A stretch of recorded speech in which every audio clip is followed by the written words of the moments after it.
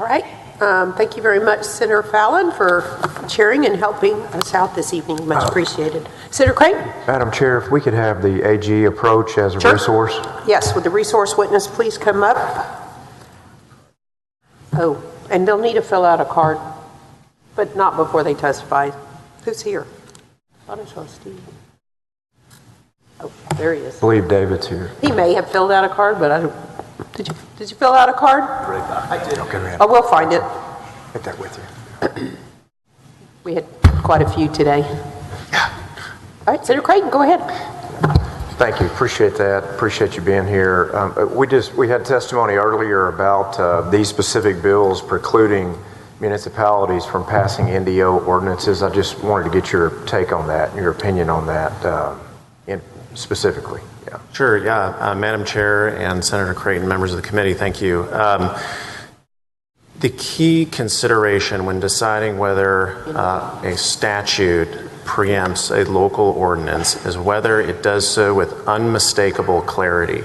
That's the guidance that the Texas Supreme Court has given us. And it is clear on these bills that they would not preempt local non-discrimination ordinances. And the way I like to think about it is just in a very practical way. These bills address cities and local municipalities and tell them that they cannot force employers to provide certain benefits and leave and whatnot. But the local municipalities and cities can tell employers that if they provide those benefits and leave, that they can't discriminate based on certain protected classifications.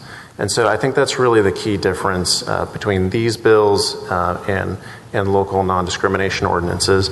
And just to quote a recent Texas Supreme Court case, the City of Laredo versus Laredo Merchants Association, which the court decided last year, I think it has really important language for the committee.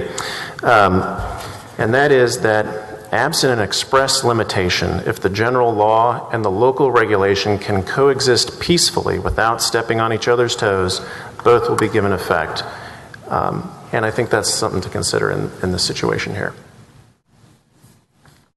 So if you don't mind, just indulge me on that. There's nothing about these bills, in your opinion, as an assistant AG, that affect cities imposing NDO policies. There's nothing about these bills that change Title VII of the Civil Rights Act, correct?